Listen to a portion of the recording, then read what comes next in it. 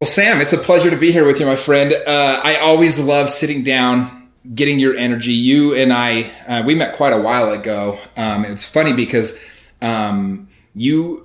is a podcast highlighting exceptional people, and you did something awesome this last couple of years where you've been a summer sales guy for, 10 years now? Yeah, and long time. 2 years ago, you decided that the industry, because it was for those that are in the industry or in Utah, it was a very contentious, very competitive industry, I'll say. And you had this idea that you wanted to kind of try to unite everybody as much as possible. And so you started what's now called Door2DoorCon. It's a conference. And what'd you have? I was there sponsoring it last year. Would you have like 1,000? 1,000 people. Yeah, it seemed like people everywhere. From how many different companies represented at the conference? I think there's like 372 companies. Like different, and 75% from out of the state, which was the shocker. I was like, wow, this was heard somehow throughout. I was like, Door-to-Door is big, not just in Utah. But I thought this was like the only place people did it, and it was eye-opening. Well, I love it because I started as a door-to-door guy. A lot of people know this about me. If you listen to the podcast, I sold steak and chicken door-to-door. Did you have any meat people come to your? Yeah, you did. Actually, I had one today message me. I get hit up with the meat guys now. Dude, funny. I used to laugh because I used to joke. I was like, if they just knew how much money I was making selling meat door, because you're talking to people and they kind of look down on you like you're an idiot, right? You're this guy on the door to door. Yeah, you're just kind of known. And I'm like, you're making money that your parents were like never dreamed of, And so it's just kind of funny. But so I really love that about you. But the first time I met you, I don't know if you even know this or not, I was friends with Jeff Mendez and Bo Gardner over at Vivint. And it was funny, I was talking to him, I said, hey, do you have a list of your top 15 sales guys? I just want to see their numbers, and get to know these guys a little bit. And so they gave me the list of the top 15 sales guys from the year before. And it's funny, I ended up selling homes to 14 of the 15 guys on the list. I got suckered in. It was the best thing I ever did, though. But yeah. But it was cool because you were actually number one. You're the top of the list. You were the number one guy. And I've talked about this before on my podcast with Keith Nelson. He was one of the co-founders of Vivint. I think that Vivint created the greatest sales force in the history of the world. I mean, it was just, if you look at the numbers and the amount of people that go out and go hit the doors, and to be the number one guy on the number one sales force, I mean, that's legit, man. Thank you. Yeah. Thank you. It wasn't easy. Let's put it that way. A lot of hard work. Well, we're going to get into that a lot because I think there's a lot of nuggets to be taken out of that. But I want to back it up a little bit. I mean, you're so ambitious. I think you've bought, since I met you, like 6 or 7 real estate properties. How many properties do you own now? Because you already had some, I know. But well, you just sold one of mine. No, you sold 2 of them. So you sold 2 duplex. I bought them. I sold them through you. I think at my pinnacle, I had 17 doors. I'm building my dream home right now, so I love it. I'm excited. But I love it. Yeah, so I used door-to-door as a vehicle, I guess, to get into real estate. It was a great, just side by side. It's like, hey, Jimmy, take my money and do something with it. So. Well, you were smart though, and it was one of the things that a lot of the companies started doing about 5, 6, 7 years ago. Is they said our guys are making all this money, but they're wasting a lot of it. Yep. They're literally just did a podcast right before this one. Because I have my podcast with Trey Warner. You probably know him. Yeah, I know him. And anyway, it was funny because he does real estate, and we just talked on that on our podcast a lot on like, don't be an idiot with your money and put it somewhere. So. Yeah, I mean, so much money was getting wasted by people. And that's when, people started approaching me and said, hey, I want you to train my guys. I want you to teach my guys how to buy real estate and do these things. And you did that very well. I've helped several, so many. I bet I've sold over 60 different summer sales guys' homes. I love you guys. Like when the market turned, the real estate market was bad in 08, 09, 2010. I literally sat down with my real estate coach and he said, who do you know that has money?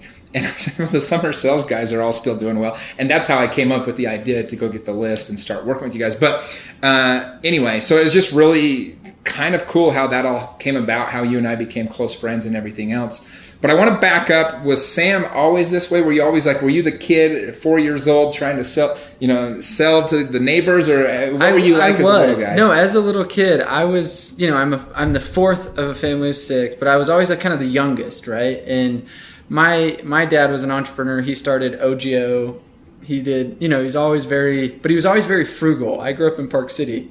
And so it wasn't like all my friends like growing up had the nicer home, and our house was like multi-million-dollar home, but it's like somehow we lived on the same road as the Colony, and we're just below the Colony though, but it was still a nice house. And my dad though, he was not like the type where he's like, oh, I'll get you a BMW when you're 16. He's the type that was like, oh, you want a phone? It means you had a good father yes. who didn't do you any disservice. He didn't do me a disservice, yeah. which I think, I growing up in Park City would have been very easy to do as a parent. It's very easy to grow, follow what the Joneses are doing, right? And one blessing that I had in life was just, if you want something, go out and work for it. And so I remember I was like 7 or 8.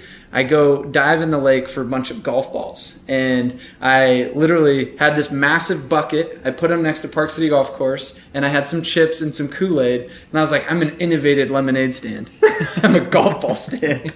And I came home with like $150 as a 9-year-old. And my dad's like, what the heck? Where'd you get that? I was like, I hustled some balls. It's genius. I love that. But then when I was 12, my cousin approached me. He's from Salt Lake. And he's like, hey, I'm painting addresses on the curbs. You should come try it. I make like $100 a Saturday. And I was like, yeah, I'm in. Like, what do I need to do? And I moved to California and I was like, hey, can I rip off your business idea? And I started the Gutterman. It was my first business. And I had 11 dudes working for me all through high school, junior high, playing sports and making great money as an 11-year-old painting the address, or as a 14, 15, 16, painting curbs. But, that's how I paid for my car. That's how I paid for my cell phone. That's how, so from a young age, I was knocking doors. I was hustling.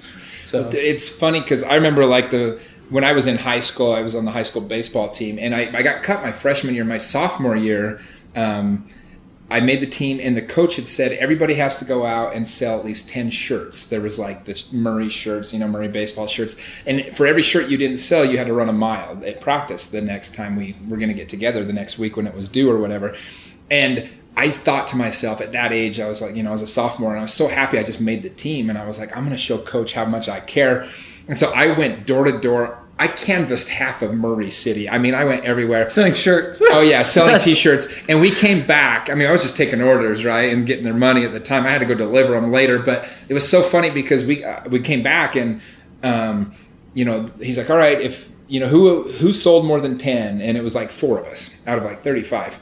It's like, all right, whoever sold the most got some batting gloves or something stupid, It goes to the one guy's like 12. The other one's like 16. I think the other kid was like 18. They're like, Jimmy, how many? And it was like 170 or something, That's awesome. And it was just hilarious. And I remember the coach just smiling, and having coached baseball, like you just appreciate that in somebody. So I know that I was not the best player my junior year. I had a buddy that was better than me, but he started me over that guy my whole junior year. And I know it was because he just appreciated that hustle. So that door to door at a young age, as you saw, like you're making $150 as a 9-year-old. I saw the same thing as like in high school. That really like gave me an edge that I couldn't get any other way. What it did is it changed my mindset around money in the sense of I can go print my own money. I don't have to have somebody else dictate what I'm worth. And so I never worked for a W-2. I decided I'm always going to be 1099. I'm always going to go out there and hustle for what I'm worth. And I knew that the sales is the engine to life. And it's like, if I get let go or something, it's like, great. I guarantee you there's 500 companies lining up to hire a great salesperson. And, so I just said, I'm going to go print my own money. I'm going to do my thing. And, whatever it takes to go make that happen. And door to door was a great vehicle because it's such a pure way to just you're there, transaction, boom, walk away, and it's done. Right. Yeah. And I felt like that was the quickest and easiest way to kind of go slingshot the career. Yeah, I kind of missed that with real estate a little bit. In real estate, you have to sell to basically get the client. Then you actually have to either sell them a home or sell their home. And then there's like 10 more sales to keep the deal together as you go through the home inspection, the appraisal, and the whole thing, And so it's kind of like this, you keep the relationship going for a really long time, which I actually really like. But I do miss the door-to-door where you're in, you're out. It's 20 minutes to an hour, and you're just never have to think about it again, right? It's just less brain damage. No, and I think, but I mean, even guys go door-to-door in real estate. I mean, I've been mind blown at how big that market is, right? And I've gone now and sold pest control last week. I was in Georgia selling pest control, Dallas doing roofs, the week before doing security. I've done solar, I've done, and I've learned it's what's so beautiful about the grind, the 1%ers that can actually get the balls to go do it. Because I think 99% of people just or like, I don't want to talk to strangers. And our whole lives we've been told, don't talk to strangers. But I'm like, strangers are where you actually make deals happen. Like that's, if you're afraid to go network or go knock on people's doors or go hustle, make the phone calls, then nothing's ever going to happen. And I just, it's funny, but like, I even look at real estate and I'm just like, you're still out knocking door. Like whatever you're doing is door to door in a sense. I use the phones a lot, but then every time I go knock doors, like we had a client in 2012 that was a REIT, real estate investment trust out of Newport, and they wanted to buy 1,000 homes in Utah, and they already had a realtor that was just scouring the MLS. Any deal that was on the MLS, they were already working with somebody, and I was able to work my way into it and say, look, how about I just sell you deals that aren't on the MLS? And we set up a little crew, 3 of us, and just started pounding doors, and I sold this REIT like 60 homes in 2 months. Wow. They ran out of money, they bought all that, but it was like, that was the best 2 months of my entire career. I was getting full commission. Because you were willing to we go were just hustle. willing to go knock the doors and hustle. I convinced them that this would work, and literally we'd knock on people's doors and just say, hey, I can get you market value on your home if you're willing to sell. We've ran the numbers on this neighborhood and it makes sense. And you can go after, but you go after a market, like 99% of the market is listed on the ML, or 99% is not listed. 1% is listed, right? So it's kind of like, well, I'm willing to go after what nobody else is willing to go after. And I think that's what makes this job such a critical piece. I tell everybody, I'm like, look, whether you love door-to-door or not, it's like the internship to life. Mm-hmm. Like you need to get your face kicked in and feel what that feels like. You need to go have somebody pull a gun on you and tell you to F off their property. Did you have somebody pull a gun on you? Oh, I've been put in jail and wrongfully, like literally. Like, wait, what did you get put in jail for? I want to hear that story. So I ride a scooter door to door, like to put like salt into the wound, right? And it's like, I just said, look, I'm in a city, small town Texas. Guy pisses somebody off, one of my other guys, and cops call on him. They search around and they find me, and I was like, what the hell? And I'm in somebody's home. He knocks on the door. He's like, hey, is there a door-to-door guy in here? Opens it. He's like, come with me, sir. And I was like, what happened? And they're like, well, we pulled your permits. I'm like, I'm in this house selling. What do you mean? And I was like, he's like, well, I'm putting you in. And I was like, what do you mean putting me, and putting you in what? I'm putting you in jail. I was like, we're going to the court. I was like, what? He starts handcuffing me. I was like, what are you talking about? I'm sitting there in a pitch black cell. Like I'm talking pitch black. They push me in there, and I'm like crawling, feeling around, like how big is this room? Like what's going on? And all of a sudden I hear like laughing. I'm like, is there somebody in this room with me? Like what's going on? And literally sat there for like 5 hours. I'm like, in solitary confinement? Just solitary. And I'm like, what did I do? And I think that was such it was such a pivotal piece. And that's when I started to wake up and be like, people need to know what we do, and we're good people pushing good things and trying to help serve people, but how crazy it is to see like some of the stuff that we deal with. Like if people knew, like dog sick, I had dudes sprayed me with hoses. I've had like... My worst one when I was selling meat, I had this giant dog chasing me, and I took off and started running. I didn't see, there's one of those big green electrical boxes in the middle of the yard. Oh man, dude, it hit my upper leg and my hip so hard. I thought I was going to die. So I'm like, but yet the dog's still coming after me, and I'm carrying a box of 60 steaks, dude. I'm just like chucking the meat. You're like, eat this, not me. Yeah, literally, dude. And it's like it hurts so bad. I think it still hurts if I think about it. That was 15 years ago. But no, it was just, but that's, but there's so much honor in that, right? Yeah. Like I used to love the idea of like, I'd get up and, you go out and you make your sales, and you literally show up at somebody's door and they had no intent of necessarily buying something, but because of your ability to market the correct way the product that you have, they absolutely buy. And honestly, if people were buying the meat, I could never sell anything I didn't believe in. Yeah. If people bought the meat at the deal I would sell it at, they were getting a good deal. They're buying about 80% of what they'd pay at the grocery store. So I love to sell it. And it just, once people got their head wrapped around like, oh, I can actually buy meat from a guy at my door, then it was like, it made sense for them to buy it. But it's getting, pushing past that weird barrier that was always so much fun. Well, here's a funny, I'm going to talk real estate. I remember I was going to buy my house, my first house. I called my dad. My dad was a land developer. He's got a broker license. I'm like, Dad, can I just use your broker's license and buy my first house? Will you co-sign on me? First, he's like, no, I'm not going to co-sign. That's stupid. And I was like, what the heck? Second off, I was like, well, will you at least like help me get my first house? He's like, no, go get a realtor. And I was like, well, can't you help me? No, go get a realtor. And I was like, what? So I go on Google and I find a random realtor, right? And the worst thing, get somebody you can trust. But second, he's like, and I look at salespeople. What I'm saying is I was so scared of getting sold by some stupid realtor. And I'm like, we have this connotation of salespeople are bad and they're here to like screw me. But it's like, okay, take realtors out of the game.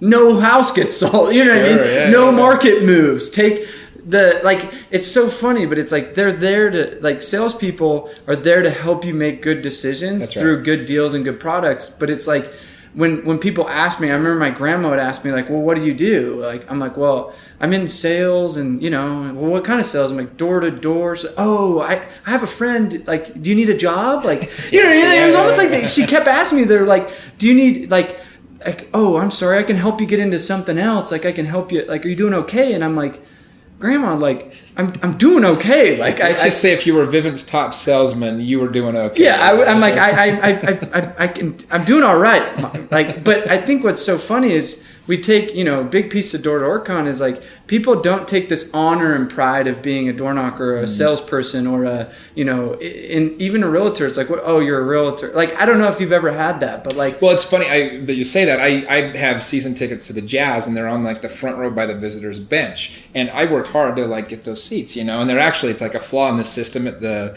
Vivint Arena that like they should cost a lot more than they do, if I'm being honest. Basic, but I can afford them, and so I sit there. But people around me, you know, they're curious about what you're doing. Like, how'd you get these good seats? And then I would always, at first, I'd say, oh, I sell real estate, or I'm a realtor. And they'd be like, oh, cool. So is this like your dad's seats? Or like, oh, is these like the company seats? And I'm like, well, no, these are my seats. So now I just tell people like, oh, what do you do? I was like, I do like real estate development and stuff like that. You know, I kind of like make it sound better than it is, because I just got sick of people like talking down to you as like, yeah, it's like, well, you know, and unfortunately we're both in industries where, let's not be naive, there is a lot of people that aren't competent or don't do it the right way. And so that's what I really appreciate about what you're doing, is you're trying to bring credibility and value to an industry and teach people how to do something the right way. It's what I do a lot of real estate coaching, and I take a lot of pride in that, because if I can teach somebody how to do this the right way, I mean, the number of lives that you can benefit, both what you're doing, what I'm doing, it really is kind of fun and kind of cool. And I take so much pride now in what I do, whereas I didn't, like you said, I didn't take pride in it right away, right? It was kind of one of those things you're like, yeah, exactly. No, I literally at Door2DoorCon last year gave everybody a shirt, and it was the most simple shirt. It was white, and it said, I knock doors. And I'm like, everybody put the freaking shirt on. And then we made a chant. And I was like, this is our tribe. So I have a Facebook group with thousands of people in it. It's called the D2D tribe. And I was like, we're going to make a tribe chant. And we're going to pound our chest, and we're going to say, I knock doors. And it's going to be like our just owning the fact that it's like, great, what do you do? I'm a garbage man. What do you do? I'm an engineer. I don't want anybody to cringe and be like, oh, I'm in door to door. I want people to be like, yeah, I knock doors, and you do B2B, and you do B2C, and you do whatever. Like, my mission is to bring honor, integrity, and up-level this entire industry. Yeah. Because it needs a facelift. Yeah, no, it's pretty awesome. Well, I want to back up a little bit into your story. What age were you when you actually started working your first door-to-door sales company? Because you left for the summers and did all that stuff, right? So 18, right out 2 days after high school. You left 2 days after high school? Yes. And how did you come upon it? Like, how did you get recruited or whatever? It's hilarious. My sister, I went to high school in Fresno, actually, and my sister had some friends that you went from Park City to Fresno? Oh my gosh. We moved to California. I'm like, sick, California? Like, yeah. And I'm like, you know, sophomore year of high school. It's like, oh, cool. Like, let's move to California. I'm like, sick. I go mountains to beach. Like, that's going to be a cool transition. Yeah, Fresno, armpit, nothing, flat, sucks.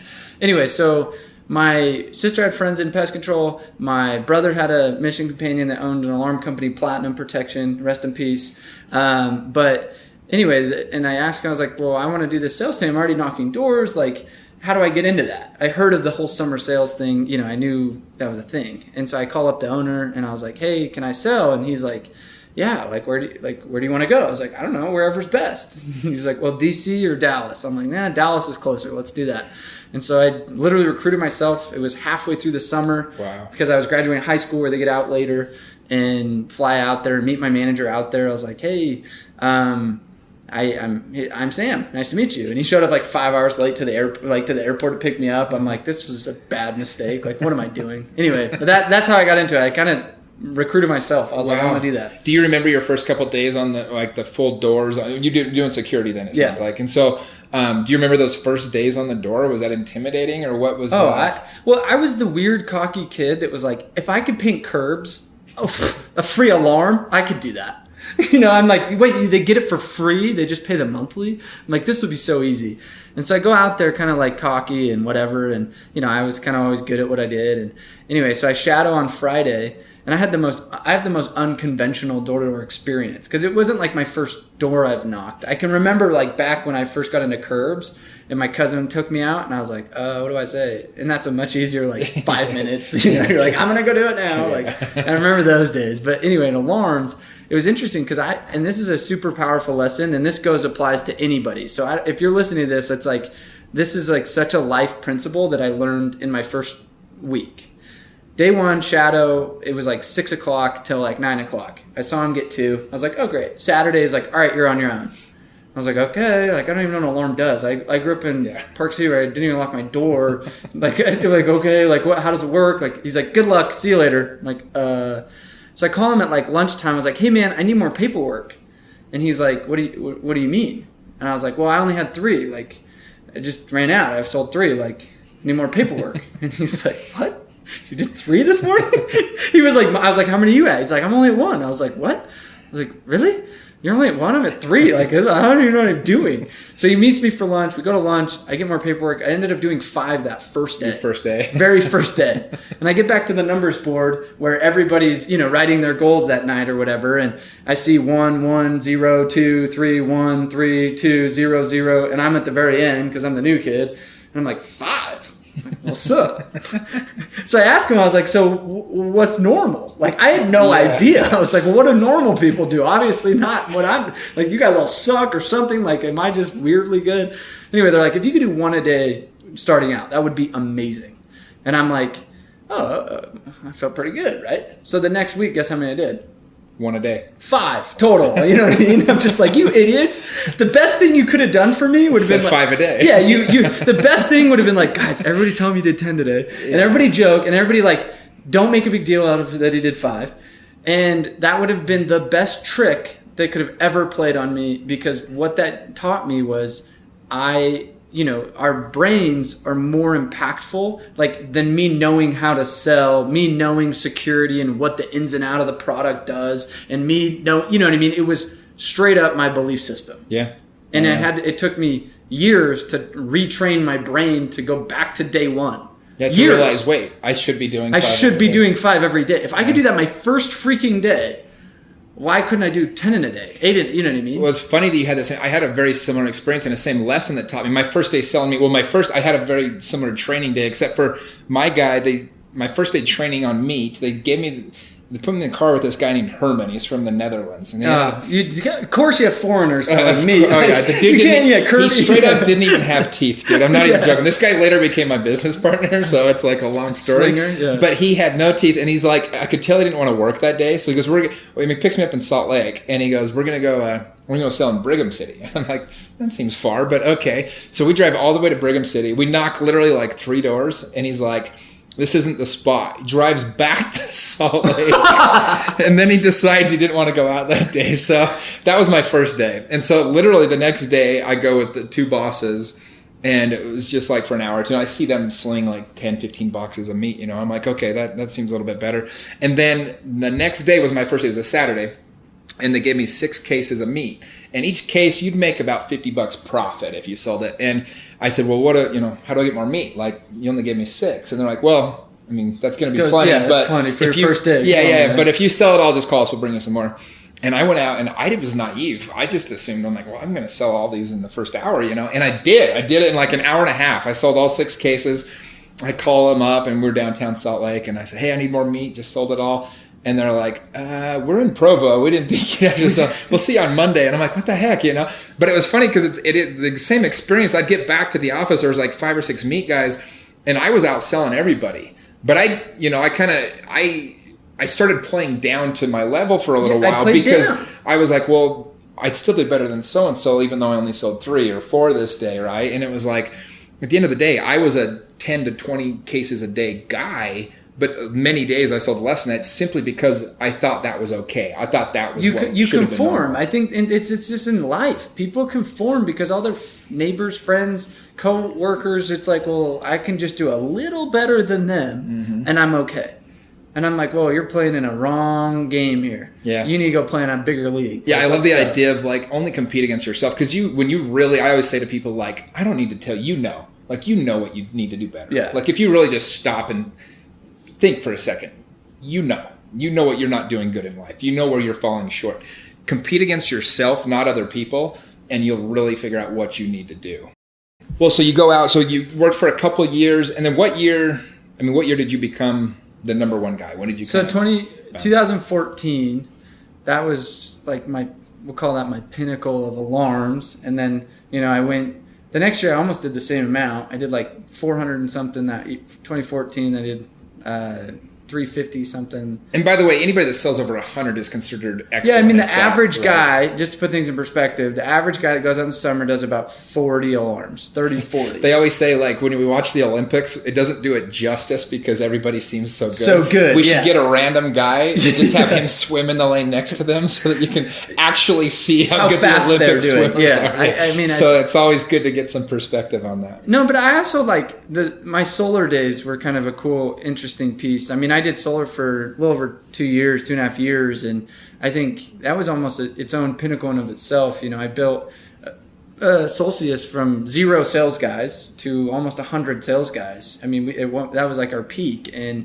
I think that was like a piece that I was like really proud of because I took something that didn't exist and turned it into something too, which I thought was pretty cool. That's awesome. Well, walk us through a day when you're selling over 400 alarms. I mean, I think it's like if you're over 300, you're kind of considered a legend in that business. And you sold over 400. I remember looking at the number and just being like, holy smokes, who's this guy?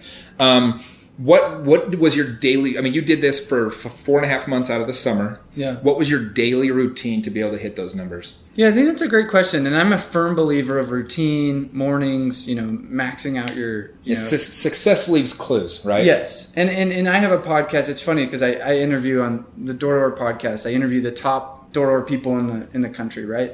And I found these similarities. I'm like, oh, that's like me. Oh, I did that too. Every time I ask. So I'm going to kind of take me and then combine the greats all together, right? Yeah, so sure. By the way, you interviewed me on your podcast about a year ago now. Yeah, this is funny. And do you remember that? Yes. And I'm like, dude, I want to start a podcast. I helped Jimmy, if anybody listening, I helped Jimmy get this rolling. He's like, Sam, tell me how you kind of started your podcast. I'm going to do that. I'm like, all right, you got to do this. And now his is probably like way cooler than mine. No, dude, it was just, you got me a great start. So I appreciate that. Love it. Appreciate it. But I want to know what you were doing. Tell us what the greats were doing. But I want to hear because you did it yourself. What were you on a daily basis? What were you going out and doing? So I think more so than the activity on a morning, so I'd go work out, I had my meetings I had to run, and then I had, time with my family, right? And then come 1 o'clock, we'd start driving to area. My goal was to get to area by 2.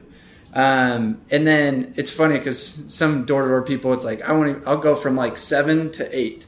That's their day. I'm like, you're never going to win if that's your day. Good job, man.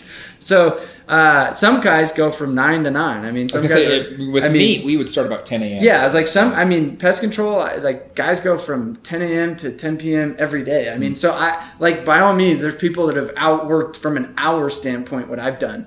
But I also prided myself on my averages. I knew exactly if I talked to 3 people, I'm going to get in one house and I'm going to close it. I'm going to do it. And I broke my day into micro days, is what I call it. And I think this is a common thing that made successful sales guys, is instead of looking at the whole day of okay, my goal is to sell, let's call it 4 in a day. And it's at some point or today, I'm going to get 4. Then it kind of leaves so much up to chance. So what I would say is from 2 to 4, I'm going to get 1. From 4 to 6, I'm going to get 1. From 6 to 8, I'm going to get 1. And from 8 to 10 or 9:30, I'm going to get 1. And so come 3:30, and if I don't have one, I'm sitting there like anxiety. It's like I just took my pre-workout. I'm like freaking out. I'm like, dude, I don't even have one, and it's almost 4. And I'm hustling, my pace starts to pick up. I start talking a little bit more this is happening, I'm pushing this thing in.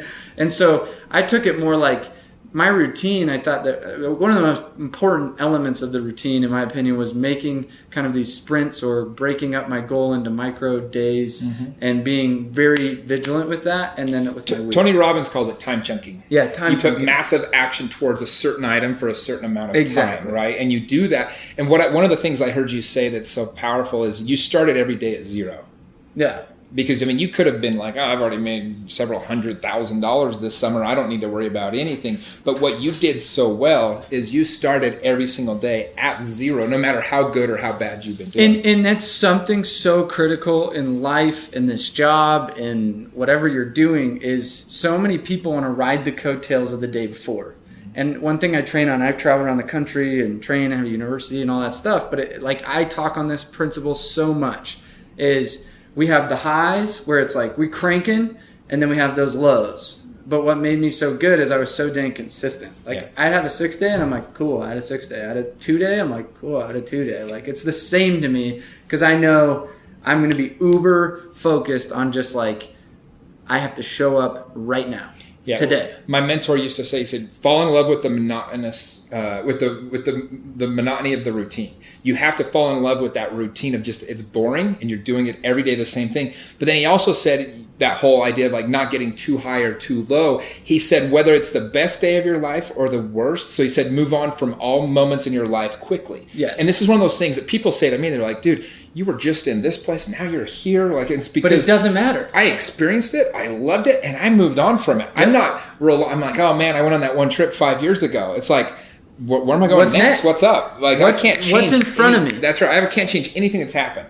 All I can do is move on from that moment, love it, appreciate it, even if it was bad for me or bad moment, whatever it was, and then go get the next And that's thing. something I think that's so valuable that's learned in Door2Door. And the people that can master this is, if you hang on to the last door, the next door is going to suck. Yeah.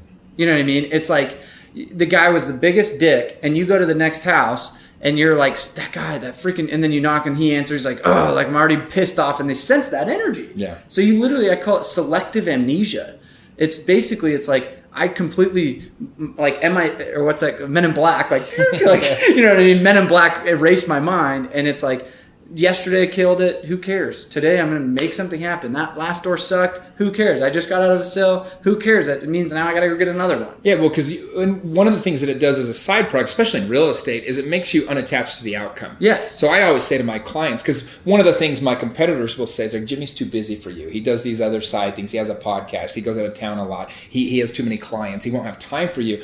And what I have to remind them, I say, no. What I do is I do have a lot of clients, but that allows me to absolutely put your interests in front of my own. I don't need to make a sell for my family to eat this week. Exactly. So guess I'm what? I'm not going to push you into a yet. deal. You were trying to get pushed into a deal when I met you. Oh my gosh, dude. This they were is trying great to push story. you into a horrible fourplex that would not have been good for you. Yes. And you told me, you said, hey, should I buy this? I said, look, dude, you can buy it if you want. Here's the numbers.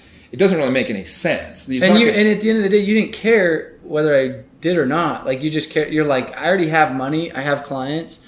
I just don't want you to get in a bad situation. Where this guy, you could tell, he was sending me everything in the freaking book. Like, the dude's like, every day. I'm like, stop sending me things. Just send me the one deal I should buy. And make sure it's a damn good one. Well, and remember what happened, because you told me, you said, well, when you come across a deal that you would buy yourself, that you want to sell me, call me. And within 5 minutes, I'm in contract. Done. Well, no, it was like a day or two later. I know I came across a deal. I got called. A buddy of mine was selling a triplex that was just a cash cow. Yeah. I mean, and immediately I called you because I knew you were looking. And I think, how much were you cash flow on that thing every single month? Not even fair. I don't even want to talk about it. It's like, I mean, the mortgage is what, $1,500, and I think I rent it for like $4,800. I mean, it's not. I mean, those are the unicorns that they don't exist anymore. I'm like, don't. This is hard, but I mean, it was one of those, and I did the math within 5 seconds, and I'm like, put that thing under contract, like, and within 10 minutes, he had 10 other offers, That's right. and we already had it locked in. I was like, well, that's Made it happen. Sorry. And that's kind of my point, though, is I was able to actually consider your interest and wait for the right property, right? There happened to be one that popped up pretty quick. But in that sense, I have clients that do get frustrated with me, I know, because they're like, hey, I want to invest in real estate, and I don't send them enough stuff because I really have this, I think it's because I went through the market in 2007 and 8, and I literally would sit across from couples that had tried to buy these investment properties, usually not through me because I was brand new, but they'd bought stuff and they were losing their houses, they were losing these properties, they were going bankrupt, they were foreclosing, and I just watched them cry. I watched fights happen. I watched divorces happen right across the table from me. I had this a little bit of PTSD around it, where I can't sell somebody something if I not really honestly in my heart feel like they're going to hit a home run. And so I do get clients that'll get frustrated, like, dude, you're not sending me anything. I'm like, oh, I haven't found anything that's I know it's going to be a great deal. But that being said, that ability to not worry about the outcome, going back to that, really allows you to show up the best way. You guys knew, I'm serving people, I'm selling them an alarm that absolutely could save their life if somebody tries to break in. But at the same time, if you had somebody and you just absolutely knew it wasn't best for them, you would quickly you wouldn't care. You'd be able to move on and go to the next person. Yeah, and I think that goes a lot of people are out probably listening to this are in sales, or whether you're selling some software, some insurance, whatever it is. And I get this question a lot. They're like, well, I just don't believe in pest control, or I just don't believe in what I'm selling. And I'm like, well, at the end of the day, you're not going to believe in every situation and in every little thing. But the question that I always ask myself in alarms, and dude, I never locked my door. I never had a break in. I never and I was just and same with solar. I'm like, dude, I'm not a tree hugger. I drive a truck. I not that into the environment. I'm sorry. But at the end of the day, I just said, look, if I don't give this to you, and if I don't help push you into this, then you'll never do it. And hypothetically, you did get broken into, or hypothetically, you spent way too much money on energy, and you wasted all that money to Rocky Mountain Power or whoever it is, then I'd feel bad. I'd be like, dude, I gave you that chance to get a system. And it was that. I remember this one old dude, his daughter calls me, he's like, dude, this medical pendant just saved his life. And I was like, well, I pushed a lot of old people into getting this. It was worth that one guy. You know what I mean? I was like, well, how many of those did I don't even know about? And it's I didn't know which old person was going to fall, but I just think everybody should get this. Well, and even if people don't get broken into, there's a peace of mind. You sleep better knowing that your house is secured, or you sleep better knowing. I'll be honest, I got bit on my finger by a spider or something 2 weeks ago. I was at a hotel up in Cooperstown, New York, and I literally thought to myself, I'm like, I'm so grateful there's not spiders in my house at home, because it annoyed me for 3 days. And I was like, okay, I've always made fun of the whole pest control thing. Is it good? Is it bad? Is it a waste of money? Whatever. But I don't have spiders, and so to not deal with that, But my point is you don't necessarily have to. It's not going to change every life you come across. But there is a little bit of something there that you can take pride in. And if honestly, there might be products, if you don't believe in it, you probably shouldn't sell. Then you shouldn't sell. Yeah, there's enough products out there. There is. And I was training in a pest control company last week. And it was I told that same thing. I was like, what, hypothetically, spider bites kid goes hospital, and you were the one that prevented that. Just saying, hypothetically, that happened. Now do you believe in it? And the guy goes, oh, I guess I never looked at it like that. I'm like, okay, now you're a freaking child saver. You're not a pest control guy. You're a freaking child saver. I mean, we're taking some huge leaps here. Yeah, but you know what I mean? But I brought it to him. I was like, I'm going extreme here. But I was like, you're preventing what, and I did it on an extreme because I was like, dude, wake up. No one gets stoked about selling freaking couches at RC Willie. Right. But at the end of it, it's that guy made love on that couch, and it was so much more comfortable than his IKEA couch, and you're at RC Willie, or whatever it is. And it's you did that. You made an impact. And find those little beauties of maybe you made that one little difference because you were a little bit more pushy than you thought you should be. There you go. Well, that's cool. I want to pivot here for a second because last year you told me about this conference you were doing, Door2DoorCon. You told me you wanted to get, I think your goal was 500 people. Yeah. If we could get 500. Yeah. And I remember thinking man, good luck. You guys all hate each other in the industry. There's no way this is going to happen. And then you even had, a rival company, not a rival company, but one of the summer sales companies that didn't really grasp the full concept of what you were trying to do at the time. They, brought in Grant Cardone, and it was I remember you called me what do I do? I said, just go throw the best conference you can. People will see what you're doing. They'll see we talked about it a lot. I said, people will see the value you're creating. And it ended up being the best thing because everybody that went really kind of united around the idea that there was like somebody trying to break this bond that you guys were all forming. It just turned out really cool. I had the chance to speak there, and it was just a really neat event. To this day, I get calls. I got a call 3-4 days ago from somebody from that event that's coming back from the summer now, and he wants to buy some real estate. So it's been really cool. But how did you take the leap, the guts to throw such a big company? I mean, that was a big deal. Well, at first I was like, maybe we have 100 people. And then I'm like, okay, maybe we'll go 200 people. And then, for me, it came back to my mission was much bigger than me. And I said, it's not about Sam. It's not about even one company. I had to leave. I left being VP of my company and walked away. And everybody's like, oh, how are you going to make money? I'm like, I don't know. I have this podcast and maybe I hopefully make money on D2DoorCon. Nope, didn't make a dime. And everybody's like, you're an idiot. And I'm like, but I have to be neutral. I'm like, there got to be one person at least advocating the facelift of Door2Door. Like somebody's got to go and be like, people need to know we're good people. People need to know that, I'm sick of companies just killing and gutting each other, reps thinking they can take money from one company and never pay it back. I was so sick of the sleazy sales tactics trained on in some places. I was so sick of some of just the crap that goes on.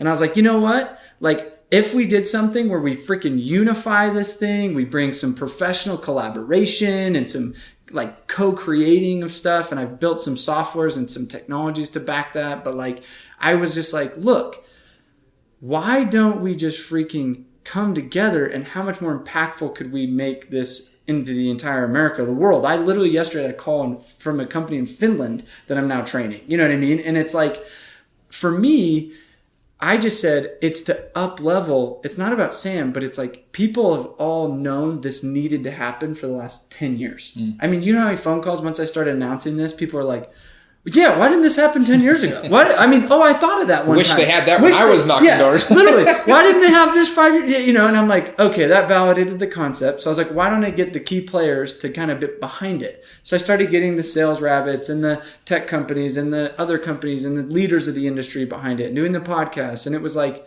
people all kind of had this like, oh, I can kind of take my whole armor off and stop holding a sword everywhere I go. Like, and it was just a breath of fresh air of like, oh, like I can be friends with my competition and it only helps me. Like I can be nice and not have to sling mud everywhere I go. Like, it's like, yeah, like, and that kind of feels good, doesn't it? Doesn't it feel good? And people are like, yeah. And so I think it was because it was such a pure mission and I didn't really have an agenda. Like, I'm like, what? I don't get anything for this. Like I made no money. Like maybe long term I'll make money, sure. But it's like, but I'm like, this just needed to happen. And I think that's what made it such a cool event. Well, I think that's really cool. I had a side project that I was working on for about a year, and I just wasn't getting it done. And it was kind of still, I have a life coach through Tony Robbins, and I realized it was still about me. And I just didn't care. Like because I wasn't motivated enough with my own ego where it still was to actually go out and do it. And once she helped me understand why I needed to actually do this, like a coaching, real estate coaching type thing, right? And she helped me to understand, like, well, what has it done? Your training's done for other people in your life and people you've coached in the past and people you've taught these things to. And then she started really saying, like, well, what does it mean for this average guy over here that needs this and this person? And once we really grasped the concept and it became much bigger than myself, I had the course done in a month and a half and I launched and everything started going, right? But it wasn't until so it's kind of funny that you say, it's like once you get the mission, when you really understand that it's bigger than yourself, or it's something that you're almost been called to do. I had so many people like, dude, you've got to train agents. You got to teach agents how to do what you're doing, this different stuff. And I just never thought of it. But then it was kind of like, oh, because I'm great, I can teach others. And then, but that didn't go anywhere. Yeah. But once I realized, like, oh, I need to do this because it can help them. I can change their lives. I can help those people. Then it got legs. It goes back to like one of the bigger pure forms. I said, look, the younger generation, though, the Generation X or whatever they're called, they're so stuck on their damn phones. And I said, if I can advocate face-to-face selling and get people to freaking put their kids into it, I want the parents to be like, you have to do door-to-door. Just simply to kick them in the nuts. Like, just so that they wake up and have to stop doing this and learn how to have a damn conversation. Yeah. You know what I mean? And I was like... I'm grateful every day for that time I spent both on my mission and selling door-to-door for 3 years, because I had so many conversations And I can walk into any room with comfort and go up to any stranger and start talking. So I was like, look, if I can turn the perspective of the world to door to door, if I can shift that, that is so cool. All the people that came, you know how many phone calls and messages and whatever?